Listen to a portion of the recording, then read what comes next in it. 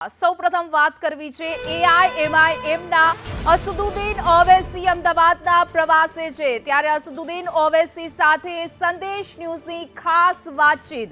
અસદુદ્દીન ઓવૈસીને સંદેશનો સીધો સવાલ, સંદેશે સવાલ પૂછ્યો કે 529 સીટ પર ઉમેદવાર કેમ? ચૂંટણી 9000થી પણ વધારે સીટ પર છે ત્યારે આ પ્રથમ યાદી છે, હજી ઉમેદવારો વધી શકે છે પ્રકારનું ઓવૈસીનું નિવેદન છે।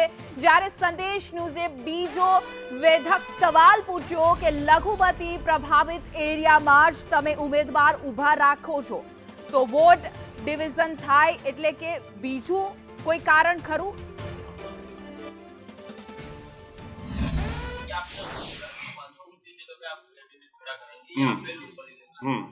खाली 529 जगह पे क्यों? क्योंकि इलेक्शन तो 9000 से ज्यादा सीट पे हो रहा है। अरे अभी पार्ट वन सुन लो। अभी नहीं, अभी तो जल्दबाजी में ये 2-3 दिन का अभी बढ़ सकता है, वो कोई नाम फाइनल नहीं हुआ, फुल स्टॉप नहीं है वो। अच्छा, ये प्रॉब्लम क्या है? बढ़ा तो क्यों बढ़ा, लड़ा तो क्यों लड़ा, खाया तो क्यों खाया, उठा तो क्यों उठा, आया तो क्यों आया, तो ये सवाल चलता रहेगा। अभी तो अभी ये प्रोविजनल लिस्ट है, इसको बढ़ा सकते नो प्रभावित एरिया जो वही आपने कैंडिडेट खड़ा किया, मुद्दा ये निकल के आ रहा है कि ये जो लखनऊ का वोट जो है वो डिवीजन हो जाए, इसके लिए आप कैंडिडेट खड़ा करते हैं और कांग्रेस को नुकसान पहुंचाने के लिए आप कैंडिडेट खड़ा करते हैं। बंगाल में कांग्रेस किस साथ लड़ रही है इलेक्शन? अकेले लड़ रही है। वहां क्या कर रही है फिर? कांग्रेस अलग, सीपीआई सीपीएम अलग, वहां पे क्या हो रहा है बताइए? अरे सुनिए, और एक बात, बिहार में क्या हुआ? बिहार राज्यसभा में क्या हुआ? नहीं याद है आपको? याद दिलाऊं? अरे आपको सब याद है, आप जहीन आदमी है। सुनिए, 5 एमएलए हमारे बिहार में थे, हमने कांग्रेस के 6, तेजस्वी यादव ने हमारा अख्तर उल ईमान से मिला के सपोर्ट करो, पहला तुम लोग डिसाइड करो, सपोर्ट करो, सपोर्ट किए। 6 में कांग्रेस के 3 गायब, आरजेडी का 1 गायब। मैं क्या पढ़ के फूका था बोल के हैं? हैदराबाद में जुबली हिल्स का बाई इलेक्शन हुआ, नवीन यादव हम सपोर्ट करे, वो जीता। वाइस प्रेसिडेंट ऑफ इंडिया का इलेक्शन हुआ, मैं 1 एमपी, कोई कांग्रेस सीनियर लीडर मुझसे बात नहीं किया, हमारा चीफ मिनिस्टर मुझसे 2 मरतबा बात किया, रेवंत रेड्डी, मैं उनका शुक्रिया अदा करता हूं। हम सपोर्ट किए, क्या थे? चुनाव लड़ना मेरा राइट है, मैं कोई एनजीओ नहीं हूं, जीत हार लगी हुई है। आप 3 मरतबा नरेंद्र मोदी को देश का प्रधानमंत्री आप बना दिए। कितने सीट लड़ती है कांग्रेस पार्टी भाई? 400-500 लड़ते हैं ना, आप तो हरा ही नहीं पा रहे उनको। और बीजेपी के सत्ता में आने के बाद जितने कानून बनाए गए, उसके कांग्रेस वाले का घर टूटा क्या? किसके घर पे बुलडोजर लग रहा, किसको गोली मारी जा रही, किसके हिजाब पे सवाल उठ रहा, किसकी मस्जिद नहीं है बोला जा रहा है। एफेक्टेड विक्टिम तो हम हैं और आप हमको बोल रहे हैं कि हमारी वजह से हो रहा है। मेरे को समझ में नहीं आ रहा है इसमें क्या विजडम है। प्रूफ तो ये है। તો સ્થાનિક સ્વરાજની ચૂંટણીનો ધમધમાટ શરૂ થઈ ચૂક્યો છે। ઓવૈસીની પાર્ટી પણ ચૂંટણીમાં ઝંપલાવશે। ઓવૈસી 529 ઉમેદવાર ઊભા રાખશે ચૂંટણીમાં। અમદાવાદમાં ઓવૈસીની પ્રેસ કોન્ફરન્સ, જેમાં ઓવૈસીનો ગુજરાત યુસીસી પર પ્રહાર છે। તેઓએ કહ્યું કે યુસીસી બિલને ઉત્તરાખંડની કોપી પેસ્ટ ગણાવ્યું છે, મુસ્લિમ પર્સનલ લો પર ખતરાનો આક્ષેપ લગાવ્યો છે। लोकल बॉडी इलेक्शन में मायाम पार्टी कंटेस्ट करेगी। 6 म्युनिसिपल कॉरपोरेशन में इलेक्शन लड़ेगी और तालुका पंचायत में 29 और जिला पंचायत में 28, माने टोटल हम लोग 539 हमारे कैंडिडेट्स रहेंगे। તો વધુ વિગતો સાથે અમારા સંવાદદાતા કશ્યપ જોશી લાઈવ જોડાયા છે. કશ્યપ, સ્થાનિક સ્વરાજની ચૂંટણીમાં ઓવેસી પાર્ટી પણ જે છે તે ઉમેદવારો મેદાને ઉતારી રહી છે. બીજી તરફ યુસીસીને લઈને જે રીતે ગુજરાતમાં આ વિધેયક પસાર કરવામાં આવશે એને લઈને પણ તેઓએ ગંભીર આરોપ લગાવ્યા છે.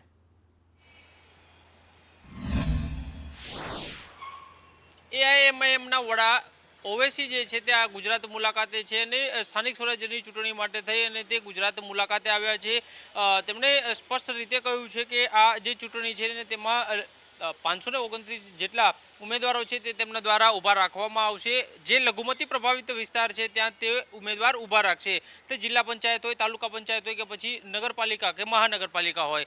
સવાલ અહીં એ ઉઠી રહ્યો છે, તેમને સીધો સવાલ પૂછવામાં આવ્યો હતો કે 9,000થી વધારે બેઠકો ઉપર જ્યારે આ સ્થાનિક સ્વરાજ્યની ચૂંટણીઓ લડાઈ રહી છે ત્યારે માત્ર આટલા ઉમેદવાર જ કેમ? તેણે કહ્યું હતું કે આ માત્ર પ્રથમ યાદી છે અને આગામી સમયમાં ઉમેદવારની સંખ્યા જે છે તે તેમાં વધારો થઈ શકે છે. સંદેશ ન્યૂઝ દ્વારા તેને વધુ એક સવાલ પૂછવામાં આવ્યો હતો કે જ્યાં લઘુમતી મતદારો વસવાટ કરે છે ને ત્યાં તમે ઉમેદવાર ઊભા રાખો છો, એટલે કે વોટનું ડિવિઝન જે છે તે તેમના દ્વારા થઈ રહ્યું છે. અને આ જ્યારે સવાલ પૂછવામાં આવ્યો ત્યારે તેણે કહ્યું હતું કે હું કોઈ એનજીઓ નથી ચલાવતો, મને પણ ચૂંટણી લડવાનો અધિકાર છે ને તેના માટે થઈને જ મેં ઉમેદવાર છે તે ઊભા રાખ્યા છે. યુસીસી બિલ જે રજૂ કરવામાં આવ્યું હતું વિધાનસભામાં ને તેને લઈને પણ તેના દ્વારા સવાલો છે તે ઉઠાવવામાં આવ્યા છે ને તેણે કહ્યું છે કે આ યુનિફોર્મ નથી, કારણ કે જો યુનિફોર્મ સિવિલ કોડ રજૂ કરવાનો હોય તો તે કેન્દ્ર સરકાર દ્વારા રજૂ કરવામાં આવનાર હોઈ શકે છે, પરંતુ આ રાજ્ય સરકાર દ્વારા કરવામાં આવ્યો છે. બીજો મુદ્દો તેમના દ્વારા કહેવામાં આવ્યો હતો કે આદિવાસીઓને બાકાત રાખવામાં આવ્યા છે. સાથે જ ઉત્તરાખંડમાં જે બિલ રજૂ કરવામાં આવ્યું હતું ને તેનું કોપી પેસ્ટ આ બિલ ગુજરાત દ્વારા પણ રજૂ કરવામાં આવ્યું છે. સાથે જ તેમણે કહ્યું છે કે હિન્દુના લગ્ન વિધિ સાથે ડિવોર્સના જે નિયમો છે ને તે મુસ્લિમો ઉપર લાગુ કરી દેવામાં આવ્યા છે. એટલે કે આ જે છે તે તેના પર્સનલ લો ઉપર સીધો એટેક છે. અને આ સાથે જ તેણે અસાન ધારાને લઈને પણ આક્ષેપ કર્યો હતો કે અસાન ધારા બિલમાં જે સુધારો કરવામાં આવ્યો છે ને તેની અસર કોઈ એસજીઆઈવે કે પશ્ચિમ અમદાવાદના કોઈ વિસ્તારમાં નથી થવાની, પરંતુ જે લઘુમતી વિસ્તારમાં લોકો વસવાટ કરી રહ્યા છે ને તેને દબાવવા માટે થઈ અને આ બિલ જે છે તે લાવવામાં આવ્યું, તેમાં સુધારા કરવામાં આવ્યા. આમ તેણે વિવિધ મુદ્દે સરકાર હોય કે પછી વિપક્ષમાં રહેલી કોંગ્રેસ બંને ઉપર તેમણે ગંભીર આક્ષેપો લગાવ્યા હતા. જી બિલકુલ કશ્યપ, સમગ્ર માહિતી આપવા બદલ આપનો આભાર.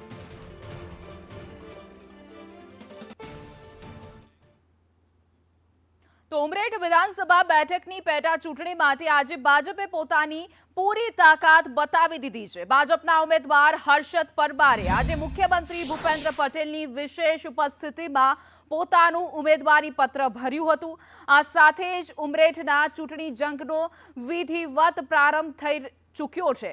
ફોર્મ ભરવા જતા પહેલા જ ઉમરેઠના રાજમાર્ગો પર એક ભવ્ય રોડ શો યોજાયો હતો, જેમાં મુખ્યમંત્રી ભૂપેન્દ્ર પટેલ અને હર્ષદ પરમાર ખુલ્લી જીપમાં સવાર થઈને જનતાનું અભિવાદન ઝીલતા જોવા મળ્યા હતા.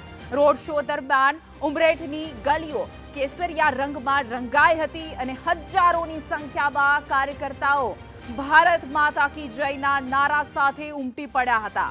સ્વ ગોવિંદભાઈ પરમારના વારસદાર તરીકે મેદાનમાં ઉતરેલા હર્ષદ પરમાર માટે આજે જે જનમેદની ઉમટી હતી તેણે વિપક્ષી છાવણીમાં ચોક્કસપણે ચિંતા વધારી દીધી છે. મુખ્યમંત્રીએ પોતે હાજર રહીને સંદેશ આપ્યો છે કે ભાજપ આ બેઠક જીતવા માટે કેટલી મક્કમ છે. પ્રજાજનો વચ્ચે હું આજથી નહીં, મતલબ કે ઉમેદવાર છું એટલા માટે નહીં, પણ વર્ષોએ જ્યારે મારા પિતાશ્રી ગોવિંદભાઈ પરમાર ધારાસભ્ય હતા અને એમના પગના દુખાવાનું એ રહેતું હતું, ત્યારથી હું પ્રજાજનો વચ્ચે જઈને એમના કામ હું કરતો હતો અને પ્રજામાં બધા જ મને ઓળખે છે. હું એમના લગ્ન પ્રસંગ હોય, સુખ દુઃખમાં એમની સાથે રહ્યો છું. અને મારા પરમ પૂજ્ય પિતાશ્રી ગોવિંદભાઈ પરમારે જે કામો જે કર્યા છે એ કામોની ગાથા લઈને હું એમની સમક્ષ જઈ. તો સમાજમાં અમે એક સમાજના છીએ, ક્ષત્રિય સમાજના, તો સાથે એક મિટિંગમાં ભેગા થયા હોય તો કોઈ ફોટો પાડ્યો અને પછી એવું કહી શકે છે કે ભાઈ આ કોંગ્રેસનું કામ કરે છે કે આ છે, એનાથી એવું સાબિત નથી થતું. હું વર્ષોથી ઉમરેઠ તાલુકા પંચાયતમાં 15 વર્ષ તાલુકા પંચાયત પ્રમુખ તરીકે પણ મેં જવાબદારી સંભાળી છે. અત્યારે કોંગ્રેસની અંદર જીપીસીસીમાં મધ્ય ઝોનની જવાબદારી સંભાળું છું અને હું બધા જ વર્ગોને સાથે રહીને ચાલું છું. ત્યારે 15 વર્ષ તાલુકા પંચાયતમાં જે કામગીરી કરી છે એનો બહોળો મને અનુભવ પણ છે અને ખૂબ સારો નાતો તમામ સમાજ અને તમારા વર્ગ સાથે છે. એટલે મને આમાં કોઈ શંકાને સ્થાન નથી કે આ જે જવાબદારી મને મળી છે એ ખૂબ સારી રીતે નિભાઈશું. આણંદ જિલ્લાની બેઠક એટલે કે ઉમરેઠ વિધાનસભા પેટા ચૂંટણીને લઈને રાજકીય પક્ષોના ઉમેદવારો મેદાનમાં છે ત્યારે જનતાના મનમાં શું ચાલી રહ્યું છે તે જાણવા માટે સંદેશ ન્યૂઝની ટીમ ઉમરેઠના જાણીતા કાછિયાવાડ વિસ્તારમાં પહોંચી હતી આશરે 700 જેટલા મકાનો ધરાવતા આ વિસ્તારના રહીશો સાથે નિર્મલ દવેએ ખાસ ચોપાલ યોજીને મતદારોની અપેક્ષા અને વ્યથાને વાચા આપી હતી ઉમરેઠ વિધાનસભામાં કુલ 2.45 લાખ મતદારો છે જેઓ આગામી દિવસોમાં 306 બૂથ પર જઈને પોતાનો મત અધિકાર વાપરશે કાછિયાવાડના સ્થાનિકો સાથેની વાતચીતમાં જાણવા મળ્યું કે લોકો સરકારી યોજનાઓના લાભથી તો ખુશ છે પરંતુ શહેરી સુવિધાઓ જેવી કે સારા રસ્તા અને ગટરથી પરેશાન છે બેન અત્યારે ઉમરેઠની પરિસ્થિતિ કેવી છે શું સારું નથી બધું સરસ છે બધી રીતે શું સારું નથી બધું સારું છે એમ બધી રીતે મદદ કરે છે સરકાર ને બાયપાસ કરે તારી મદદ સરકારે કરી છે હમણાં એઝ અ યંગસ્ટર કે હું એ વિચારું છું કે અમે આગળ જવાના છે અમારું કરિયર આખું ડિપેન્ડેડ એ લોકો પર જ થવાનું તો પહેલી તો આપણી રોડની સુવિધા છે અત્યારે ધીરે ધીરે વધારે સુધરી રહી છે અને આગળ સુધરશે જ એ લોકો ડેવલપમેન્ટ તેમની રીતે કરે જ છે તો અમે એ વિચારીશું કે જે આપણા માટે સૌથી સારી રીતે કરે તો આપણે ઓબ્વિયસલી એમને સપોર્ટ કરીએ તો મારી ઈચ્છા બી એવી છે અને અત્યારે હાલની તારીખમાં ભાજપ એ પોઝિશન પર છે તો આઈ વિશ કે ભાજપ ફરી આવે જે આપણને સહાય કરે ને વિધવા સહાય નહીં આલે આપણને બધું જે સારી સહાય કરે એમનું જ હોય ને મેં જોયું જ છે કોંગ્રેસનું શાસન મેં જોયું જ છે એમ કહેવા જાઉં તો હું બરોડાથી છું મારું લગ્ન અહીંયા થયું છે મેં મારા ખુદના કુટુંબમાં કોંગ્રેસનું રાજ જોયું છે પણ એ ટાઈમે બી શું કે ઘરમાંથી હું 12 વાગે તો ઘરની બહાર નીકળી જ ના શકું અત્યારે હું ખુદ મારા બિઝનેસ છે હું ખુદ મારા 2 નાના છોકરાઓને લઈને રાતે 1 વાગે ઘરે આવું છું પણ મને 1% બી અનસેફ ફીલ નથી થતું કારણ કે એક સ્ટોપ પર પોલીસ પેટ્રોલિંગવાળા હોય છે 112ની ગાડી હોય છે તમે અત્યારના સિટી જેવા એરિયામાં આટલી સેફટી છે તો આ તો અમારું નાનું ગામડું છે ત્યાં વધારે સેફટી છે વડીલો છે બાળકો માટે એક બાગની વ્યવસ્થા જ્યાં આગળ એ લોકો શાંતિથી બેસી શકે અને આરામદાયક આમ શું સ્થિતિ આખા દિવસનો થાક ઉતારી શકે એવા માટે એક બાગ જરૂરી છે ના જે છે એમના બાબો છે સારો જ છે અને એ પહેલાં સારા જ હતા તો કોંગ્રેસવાળા ભૃગરાજસિંહ છે એ પણ સારા જ છે એવું બધા કહે છે એ મને અનુભવ નથી પણ અમારા આ ઉમરેઠના એ છે એવો અનુભવ છે વ્યક્તિગત મળ્યા છો તમારા વ્યક્તિગત સંપર્ક છે કેવા છે આ બંને લોકો ગોવિંદભાઈને મળ્યો છું પણ હર્ષદભાઈને મળ્યો નહીં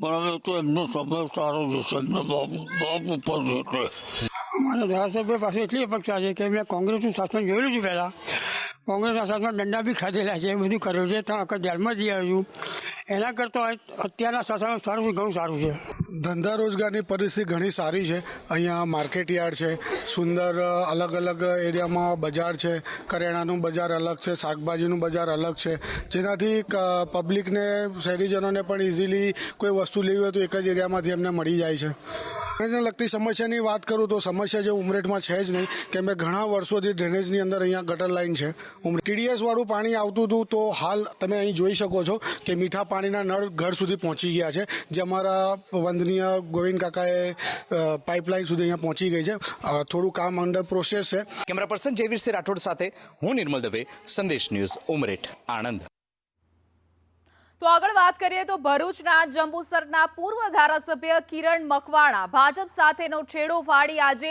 વિધિવત રીતે કોંગ્રેસમાં ઘર વાપસી કરી રહ્યા છે જંબુસર બેઠકના પૂર્વ ધારાસભ્ય કિરણ મકવાણાએ ભાજપમાં લાંબા સમયની નારાજગી બાદ આજે ફરી કોંગ્રેસનો હાથ પકડવાનો નિર્ણય કર્યો છે વર્ષ 2007થી 2012 સુધી કોંગ્રેસના ધારાસભ્ય રહેલા કિરણ મકવાણા 2017માં ભાજપમાં જોડાયા હતા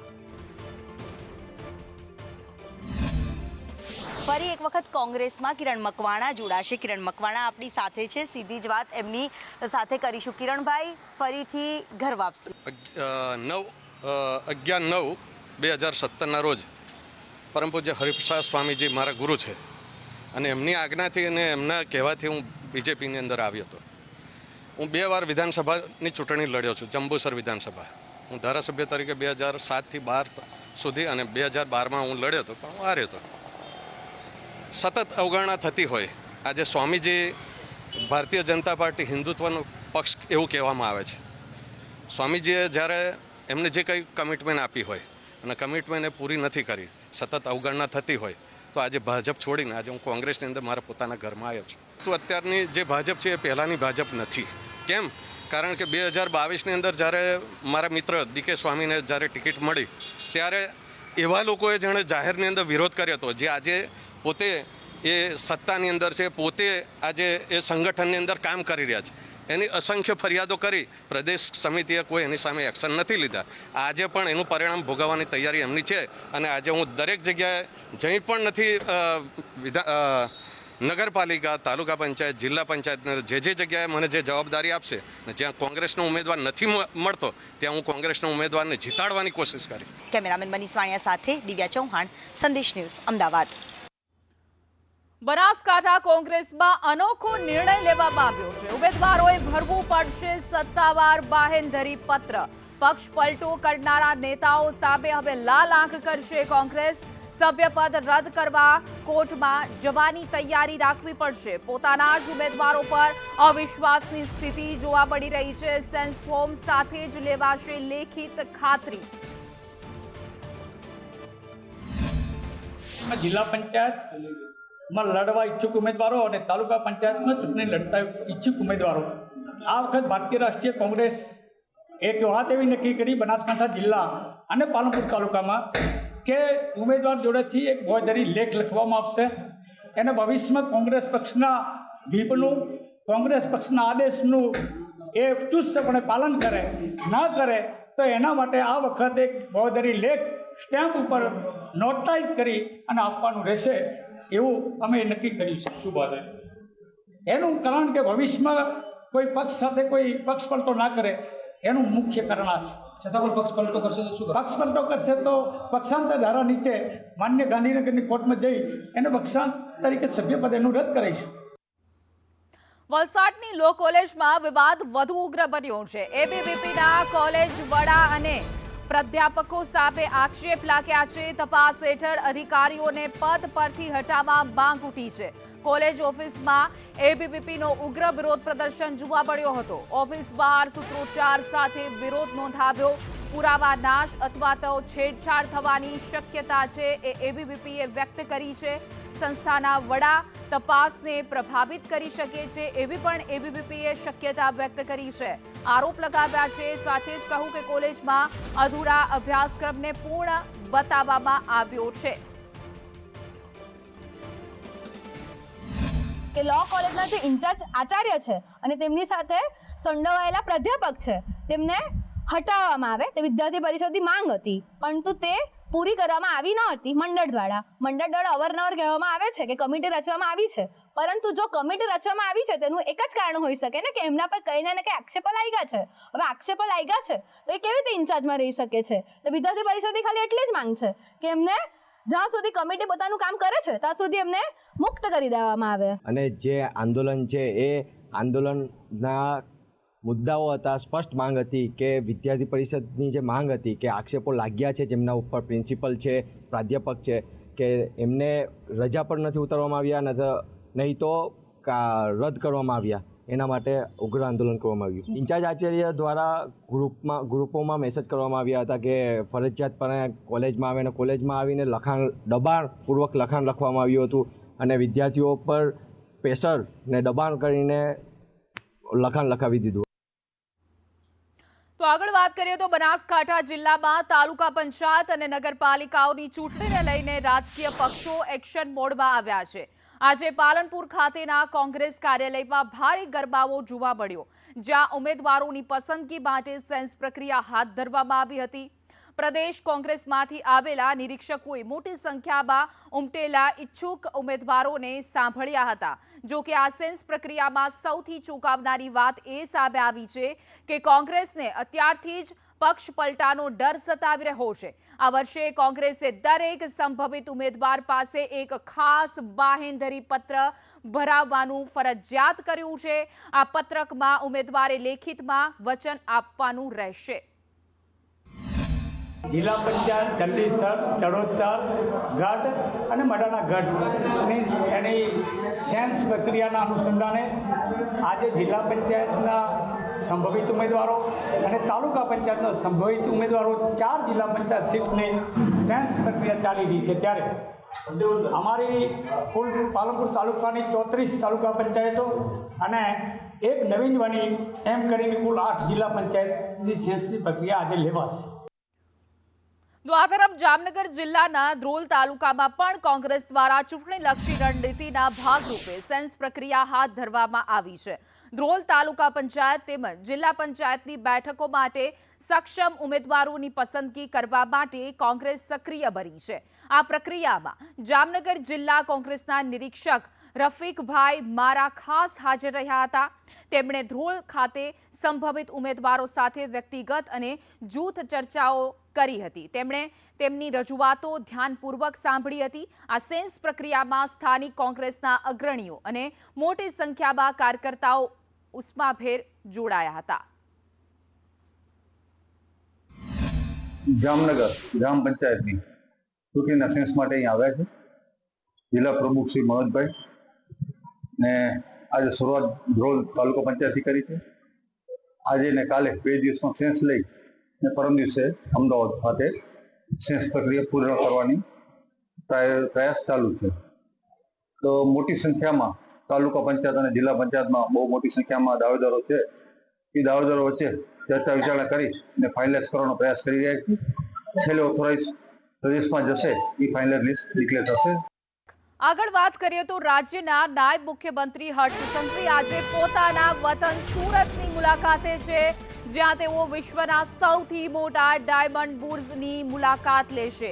આ મુલાકાત દરમિયાન મોટી સંખ્યામાં હીરાના અગ્રણી વેપારીઓ અને ઉદ્યોગપતિઓ હાજર રહેવાના છે. નાયબ મુખ્યમંત્રી હીરા ઉદ્યોગના વર્તમાન પડકારો અને વિકાસની સંભાવનાઓ અંગે વેપારીઓ સાથે સીધો સંવાદ કરી રહ્યા છે. તો આ સીધા દ્રશ્યો જ્યાંથી સામે આવી રહ્યા છે કે જ્યાં ડાયમંડનો ઉદ્યોગને લઈને વેપારીઓ સાથે વાતચીત કરતા ડેપ્યુટી સીએમ હર્ષ સંઘવી, જેઓ સુરતના પ્રવાસે છે, હાલ જે રીતે વૈશ્વિક બંદી અને ત્યારબાદ જે પરિસ્થિતિ સર્જાય છે એને લઈને તેઓ ચર્ચા કરવાના છે. અને આ સીધા દ્રશ્યો કે જ્યાં વેપારીઓ તેમનું સ્વાગત કરી રહ્યા છે.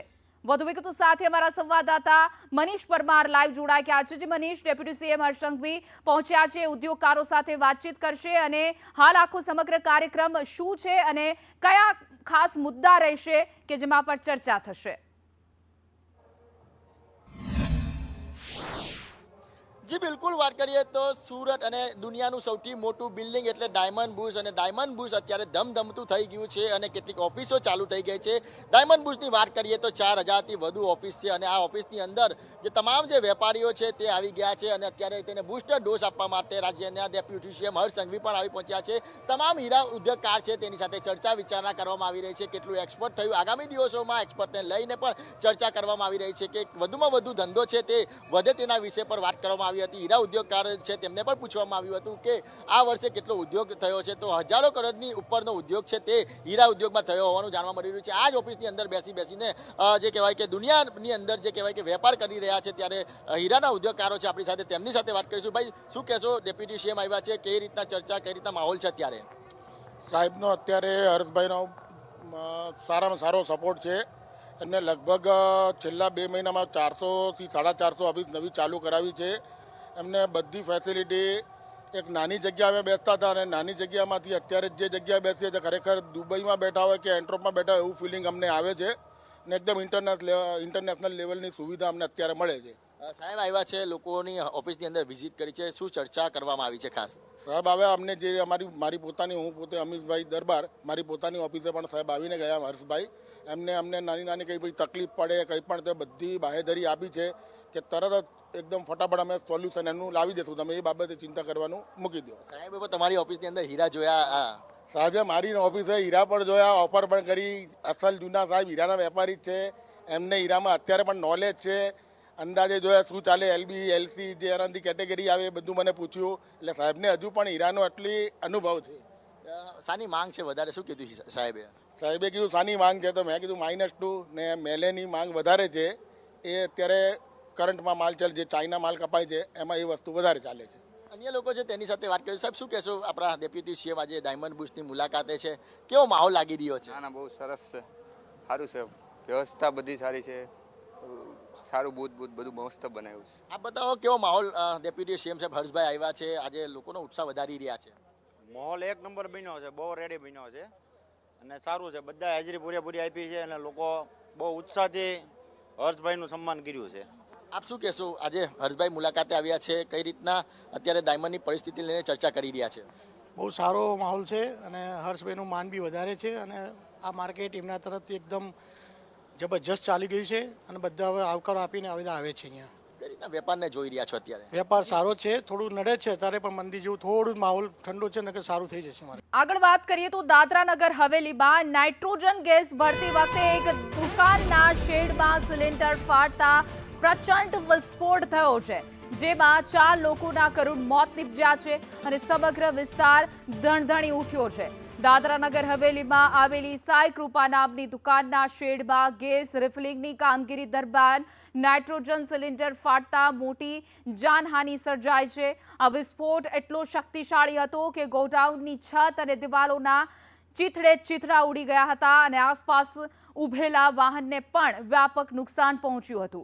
આ અકસ્માતમાં 4 વ્યક્તિઓના ઘટના સ્થળે જ મોત થયા છે, જ્યારે અન્ય 2 લોકો ગંભીર રીતે ઘાયલ થતા તેમને તાત્કાલિક હોસ્પિટલ ખસેડવામાં આવ્યા છે. ઘટનાની જાણ થતાં જ પ્રશાસન અને પોલીસ ફાયર બ્રિગેડની ટીમ કાફલા સાથે દોડી આવ્યા હતા.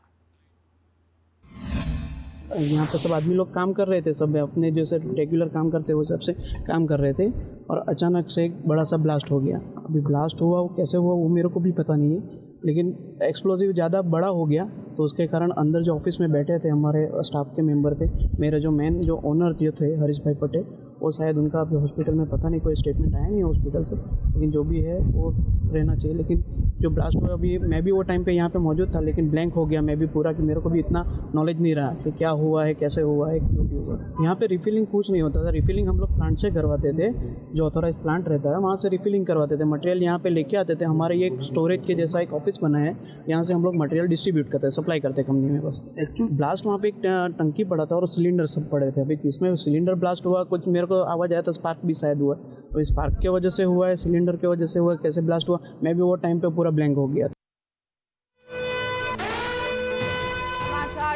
પ્રાપ્ત થઈ રહ્યા છે દાદરા નગર હવેલી બ્લાસ્ટ કેસ, જેમાં સાંસદ ઉમેશ પટેલે ઘાયલોની મુલાકાત લીધી છે. સેલવાસ નવો હોસ્પિટલમાં તેઓ મુલાકાત માટે પહોંચ્યા હતા. મૃતકોના પરિવારજનોને વળતરની બાહેંધરી આપી છે. પ્રશાસનને ન્યાયિક તપાસ કરવા માટે રજૂઆત કરી છે. જવાબદાર અધિકારી સામે પગલાં ભરવા માટે માંગ ઉઠી હતી. તો દાદરા નગર હવેલી બ્લાસ્ટ કેસમાં સાંસદ ઉમેશ પટેલ જે છે તે બ્લાસ્ટની ઘટનાને લઈ ઇજાગ્રસ્ત થયેલા લોકોને મળવા માટે હોસ્પિટल पहुंचा था. समन था और मैं कलगाम पहुंचा ही था कि मुझे जानकारी मिली कि दादरा नगर हवेली में दादरा के आसपास में जो ये गैस रिफिलिंग होता था वहाँ पर कोई ब्लास्ट हुआ. तो जानकारी मिलते ही मैंने यहाँ पर अधिकारियों से भी बात की, हॉस्पिटल के अधिकारियों से और उनके यहाँ के प्रशासनिक अधिकारियों से भी बात की.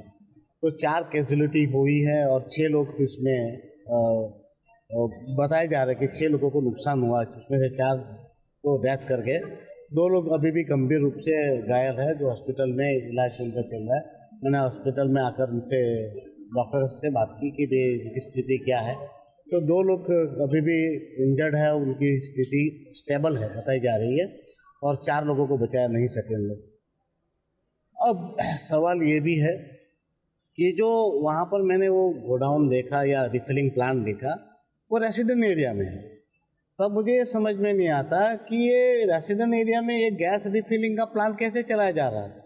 और आज जबकि वो 15-16 साल से प्लांट है तो फिर हमारे अधिकारी भी इस बाबत पर क्यों संज्ञान नहीं ली थी, वो एक गंभीर चिंता का विषय है. તો આગળ વાત કરીએ તો સુરત રેસ્ટોરન્ટ્સમાં પનીરના પોસ્ટર લાગ્યા છે. શુદ્ધ અને એનાલોગ પનીરના પોસ્ટર લગાવવાનું શરૂ કરવામાં આવ્યું છે. મંત્રી પ્રફુલ પાનસેરિયાના સૂચન બાદ બેનરો લગાવવામાં આવ્યા છે. રેલવે સ્ટેશનની હોટલોમાં લાગી રહ્યા છે પોસ્ટર. હવે ગ્રાહક નક્કી કરી શકશે કે ક્યું પનીર આરોગવું. શુદ્ધ પનીર અને એનાલોગ પનીરની સ્પષ્ટતા કરવી પડશે. તો સુરતમાં હવે બેનર લગાવવાનું શરૂ થયું છે, જે રીતે આરોગ્ય મંત્રી પ્રફુલ્લ પાનસરિયાએ સૂચના આપી હતી.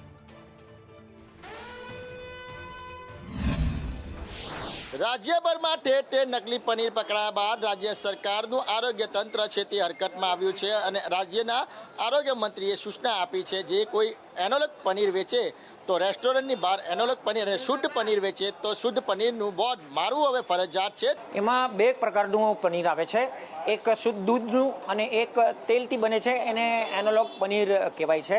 બંને લીગલ છે, એટલે જે પણ વાપરવા માટે છૂટ છે, પણ તમારે તમારા કસ્ટમરને જાણ કરવું પડશે કે તમે શુદ્ધ પનીરનું યુઝ કરો છો, એવું તમને શુદ્ધ પનીર યુઝ કરું છું કરીને બોર્ડ લગાવવું પડશે. કે તમે પેલું જે તેલવાળું અગર તમે યુઝ કરો છો તે તમને આવું બોર્ડ લગાવવું પડશે કે ભાઈ તમે એનાલોગ પનીર યુઝ કરો છો. આ નિર્ણય સારો છે. પનીર આપણા આરોગ્ય માટે ચેડા ન થાય અને કેન્સર જેવા રોગો મટી શકે. પનીરનું મેઇન આદેશ છે, કારણ કે કેન્સર સૌથી વધારે અત્યારે કેન્સરનો રોગ જ વધારે થાય છે. તો આ પનીર જો શુદ્ધ મળે, ભલે ઓછું આપવાનું ક્વોન્ટિટી, પણ આ રોગ ના થાય ને પનીર શુદ્ધ મળે, એ માટે બધાના આરોગ્ય સારા રહે. તમને પહેલા ક્યારે ખબર હતી કે એનોલોગ પનીર શું હોય છે? એના વિશે વધારે જાણકારી તો ન હતી, પણ થોડી હતી એના વિશે. લોકો બોર્ડ મારશે કે એનોલોગ પનીર અને શુદ્ધ પનીર, તો તમે કયું પનીર ખાશો? આપણે શુદ્ધ પનીર જ ખાઈશું ને. વળી રેસ્ટોરન્ટની બહાર છે તે એનોલોગ પનીરનું બોર્ડ મારવું પડશે અને જો શુદ્ધ વાપરતા હોય તો શુદ્ધનું બોર્ડ વાપરવું પડશે. એની શરૂઆત છે તે હવે સુરતથી થઈ ગઈ છે અને સુરતમાં આ પ્રકારના બોર્ડ લાગવાના હવે શરૂ થઈ ગયા છે. જો કોઈ વ્યક્તિ હવે આ પ્રકારના બોર્ડ નહીં લગાવવામાં આવશે તો તેના વિરુદ્ધમાં પણ કડકમાં કડક કાર્યવાહી કરવામાં આવશે. કેમેરા પર્સન ભૂષણ ચૌધરી સાથે મનીષ પરમાર, સંદેશ ન્યૂઝ, સુરત. તો અમીરગઢ તાલુકાના ઇકબાલગઢ ખારા માર્ગ પર આવેલા બનાસ નદીના પુલના મજબૂતીકરણની કામગીરીને પગલે વાહન વ્યવહાર પર મોટી અસર પડી છે. માર્ગ અને મકાન વિભાગ દ્વારા પુલના બેરિંગ રિપ્લેસમેન્ટ અને એક્સપાન્શન જોઈન્ટની કામગીરી માટે આ પુલને આગામી 62 દિવસ માટે સંપૂર્ણપણે બંધ કરી દેવામાં આવ્યો છે. જિલ્લા મેજિસ્ટ્રેટ મિહિર પટેલ દ્વારા પ્રસિદ્ધ કરાયેલા જાહેરનામા મુજબ જૂન મહિનાની 2જી તારીખ સુધી આ પુલ પરથી તમામ પ્રકારના વાહનો અને રાહદારીઓની અવરજવર પર પ્રતિબંધ રહેશે.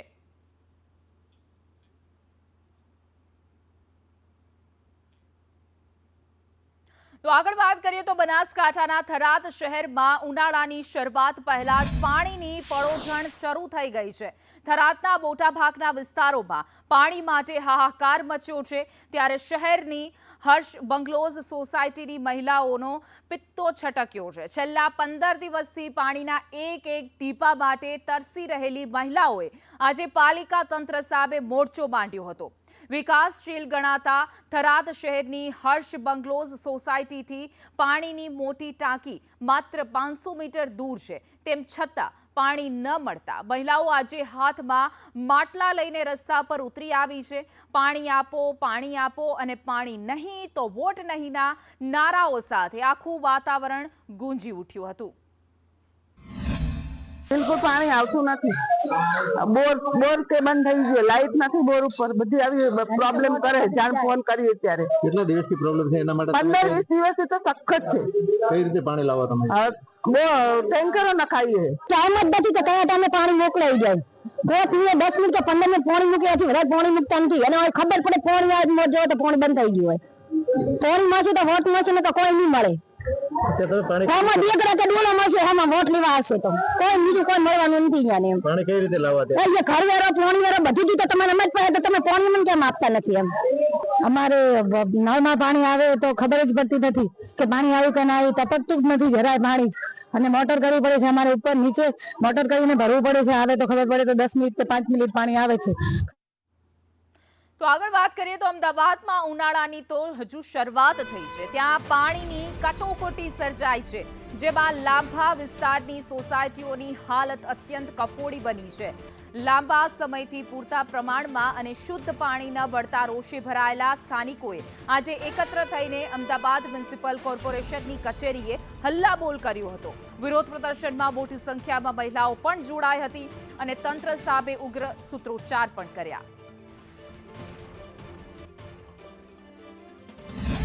અમદાવાદ મહાનગરપાલિકાની ચૂંટણીની જાહેરાત થઈ ચૂકી છે, તેવામાં અમદાવાદ શહેરના લાંબા વોર્ડમાં પાણીનો કકળાટ જોવા મળી રહ્યો છે. જે કાર્યકર્તા બધાને રજૂઆત કરી છે અમે, પણ કોઈ સામું જોતું નથી કે કાલે આવશે એમ કરતા તો 15 દિવસ થઈ ગયા. અમને એમ કે રિપેરિંગ થાય છે એટલે અમે અઠવાડિયે તો એમાં બેસી રહ્યા. પાણી આવતું નથી. પાણી ક્યાં ભરવા જવાનું? કોઈ એમને ભરવા દે? બીજી સોસાયટીમાં કોઈ પાણી અમને ભરવા દે? 1 મહિનાથી અમે હેરાન થઈએ છીએ. બિલકુલ પાણી જ આવતું નથી. અને ઉપર નીચે આવો તો બિલકુલ ઉપર તો બિલકુલ પાણી. અમારે ટાંકીમાં પાણી જ નથી ઘરે. હા, પૈસા તો ખર્ચવા પડે ને. પાણી પીવાનું પાણી તો જોઈએ ને. પીવાનું પાણી આવતું નહીં.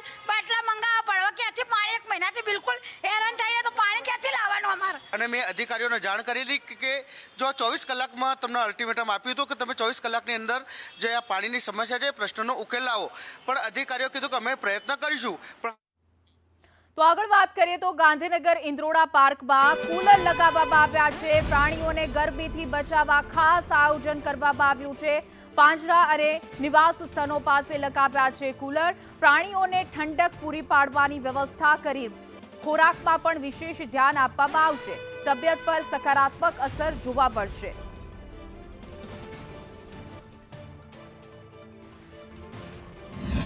ચાલુ વર્ષે પણ ગરમીનો પારો ખૂબ ઊંચો જવાની શક્યતાઓ રહેલી છે.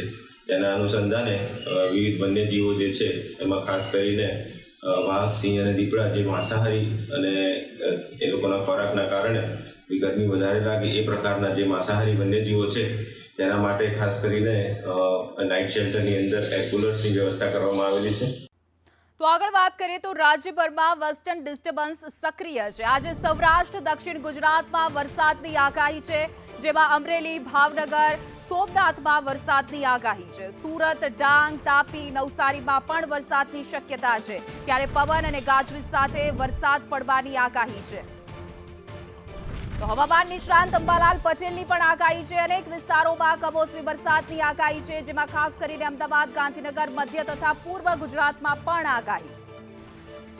વધુ એક સાથે અમારા સહયોગી બંસી દવે જોડાઈ ગયા છે. જે બંસી, જે રીતે માવઠાની વધુ એક આગાહી છે અને આગળ રાજ્યમાં કઈ પ્રકારનું વાતાવરણ રહેશે અને કયા એવા જિલ્લા છે કે જ્યાં વધુ અસર વેસ્ટર્ન ડિસ્ટર્બન્સની જોવા મળશે? જી હિના, જે રીતે જણાવી દઉં કે પૂરો એપ્રિલ મહિનો જે છે તે માવઠાને લઈ અને ચિંતાજનક છે, કારણ કે જગતના તાતમાં ચિંતા જોવા મળશે. 20 એપ્રિલે બંગાળના ઉપસાગરમાં ચક્રવાતી સિસ્ટમ સક્રિય થશે અને તેને લઈને ત્યારે તો રહેશે, પરંતુ હાલ પણ અલગ અલગ જગ્યાએ માવઠાની સંભાવનાઓ વ્યક્ત કરવામાં આવી છે વેસ્ટર્ન ડિસ્ટર્બન્સના કારણે. અનેક જગ્યાએ હું આજની શું સ્થિતિ છે તે તમને વિંડીના માધ્યમથી જણાવવાની કોશિશ કરીશ. આપ જોઈ રહ્યા છો 4 તારીખ અને 5 વાગ્યાનો આ સમય છે, તેમાં ભાવનગર અને મહુવા આસપાસ વરસાદ જોવા મળી રહ્યો છે અને ખાસ કરીને સુરતમાં પણ વરસાદ જોવા મળી રહ્યો છે. જે રીતે આપ જોઈ રહ્યા છો કે મધ્યપ્રદેશ તરફ જે વરસાદી સિસ્ટમ જોવા મળી રહી છે, અત્યારે પશ્ચિમી વિક્ષેપ જોવા મળી રહ્યો છે, તેના કારણે રાજ્યમાં અનેક જગ્યાએ હાલ વરસાદી માહોલ જોવા મળી શકે છે. એ સિવાય 5 તારીખે પણ સંભાવનાઓ વરસાદની વ્યક્ત કરવામાં આવી છે. વાતાવરણમાં ગરમીથી આંશિક રાહત મળી શકે છે, પરંતુ જે 7 તારીખ બપોર પછીનો જે સમય છે તે ખૂબ જ ભારે જોવા મળી રહ્યો છે, કારણ કે ત્યારે ભારે વરસાદ રહી શકે છે. તો આપ જોઈ રહ્યા છો કે આજે 6 તારીખનો જે સમય છે ત્યારે રાજ્યમાં વરસાદ જોવા મળી રહ્યો છે. જામનગર આસપાસ જોવા મળી રહ્યો છે, કચ્છમાં થોડો જોવા મળી રહ્યો છે. જે દરિયાઈ કાંઠા વિસ્તાર જે છે ત્યાં વરસાદ જોવા મળી શકે છે. 7 તારીખનું તમને બતાવું, 7 તારીખે 4 વાગ્યાનો આ સમય છે. આપ જુઓ, અમદાવાદ, વડોદરા, મહેસાણા અનેક જગ્યાએ વરસાદી સિસ્ટમ જોવા મળી રહી છે અને કમોસમી વરસાદ જોવા મળશે અને તેને લઈ જગતનો તાત ચિંતામાં મુકાયો છે. જી બિલકુલ બંસી, સમગ્ર માહિતી આપવા બદલ આપનો આભાર.